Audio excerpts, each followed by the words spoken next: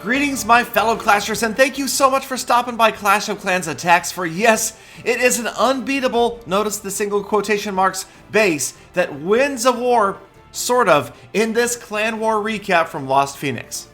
And the base that would prove unbeatable was LP Drew's number 32, this not that unusual anti-3-star setup. Gotta like the separation of the Eagle Artillery from the Town Hall. The Town Hall not that close to the edge, so it's not a gimme for 2 stars. And well, as these attacks get underway, we will see that not a single player on the other clan was able to successfully 2-star this base despite 5 attempts. Yes, there were 5 attacks on Drew's base, and none of them resulted in a 2-star victory. We saw Go Wee Wee, Go Wipe, and this attempt at a Queen Walk all fail on this base, and this Queen Walk doesn't really work out. Almost looks like the attacker decided to send everybody else in, and now you've got the Eagle Artillery activated.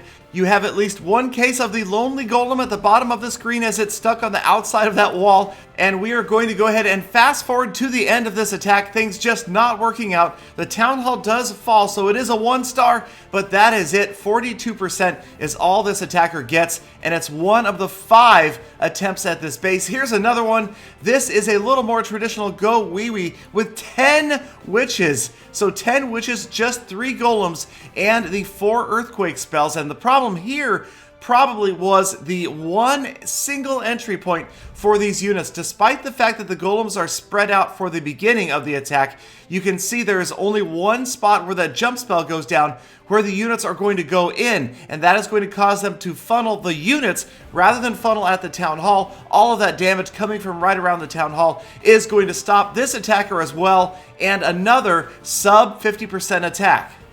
But like I said, we saw it again and again in different strategies. Here we've got a Go Wipe, a very wizard-heavy Go Wipe, 19 wizards, a haste spell, a poison spell, a couple of rages in there as well. This doesn't work out, even though this attacker spends a lot of time picking off outside structures. But even with that help, as we wrap up this attack as well, sub 50% once again, and again, that Eagle Artillery doing a lot of damage at the end of the raid.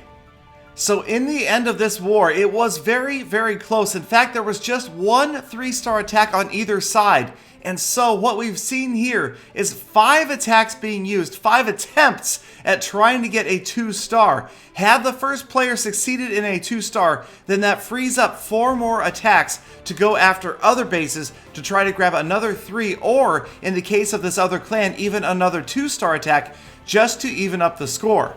So thus far we have watched 4 failed attempts at 2-star wins over this anti-3 base, and here is the 5th, and this would be the closest one, the closest to get to 50%. And this player obviously had studied maybe the other attacks and knew that there were a lot of structures around the outside. In fact, 1, 2, 3, 4, 5, 6, 7, 8, 9, 10, so roughly 12% of this base, free percentage points. Yet at the end, it just doesn't work out once again. The Eagle Artillery, again, because it's separated in distance from the Town Hall, active at the end of the battle, taking out those last units. And these 2 wizards almost get the job done. They are going to get to 49%. But that was as far as this attacker would get. And again, this was the best attack on LP Drew's base. So 49%, 5 attempts, and no 2-star wins.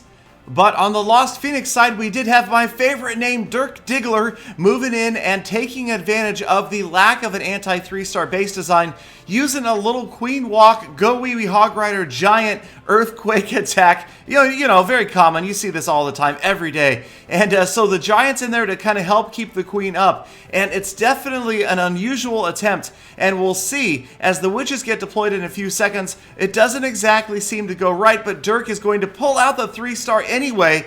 There are the earthquake spells. There's the Hog Rider coming out. He wisely drops the Warden down, so now the aura from the Warden is going to help out along with the Rage spell, and that is going to get that Lava Hound down. The healers keeping the Queen at full health, and the Warden healing back up as well. On the far left-hand side, you can see the King, the Golem has gone down. And watch these Hog Riders go in to the left of all of these witches. And the witches, I don't think this was intended. they are going to take a detour around the outside of this base.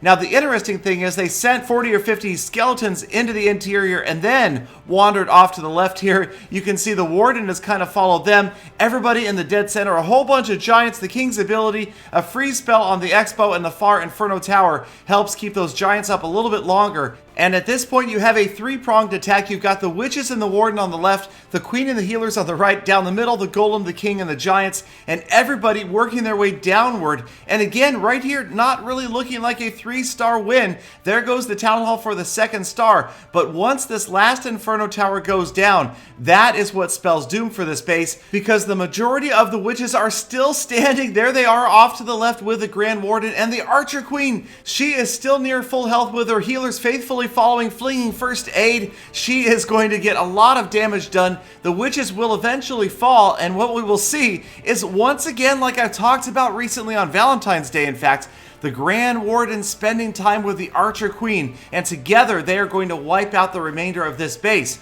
So a surprising 3-star win from Dirk Diggler as the Witches move on. Eventually they are going to fall to the splash damage. You can see 2 Wizard Towers are still left. They are going to go away, but there are the Archer Queen and the Grand Warden reunited once again as they wipe out the rest of this base. And this 3-star win from Dirk Diggler was the only 3-star win on the side of Lost Phoenix. Now, the other clan did have a 3-star win as well, but that is where LP Drew's base came in and clutched the win for Lost Phoenix. As we look at the log, you can see 1 3-star win on both sides, but the opposing clan, Atividad Brazil, only had 41 2-star wins. They left 3 bases, just 1 starred, so I hate to say it out loud, but in the case of this clan war, 2 stars won this war. But in any case, that is it. Thank you guys so much for sticking around all the way to the end of this episode. Please let me know what else you would like to see from Clash of Clans attacks in 2016. Check out the YouTuber Clash Royale tournament and get ready for a global release. And yes, of course, I hope to see every last one of you back here again tomorrow for more full attacks. 2 stars win wars. Not really. Okay, this time.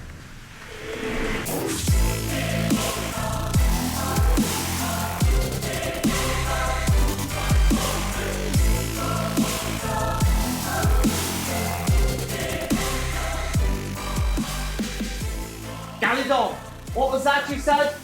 I'm going to call Mort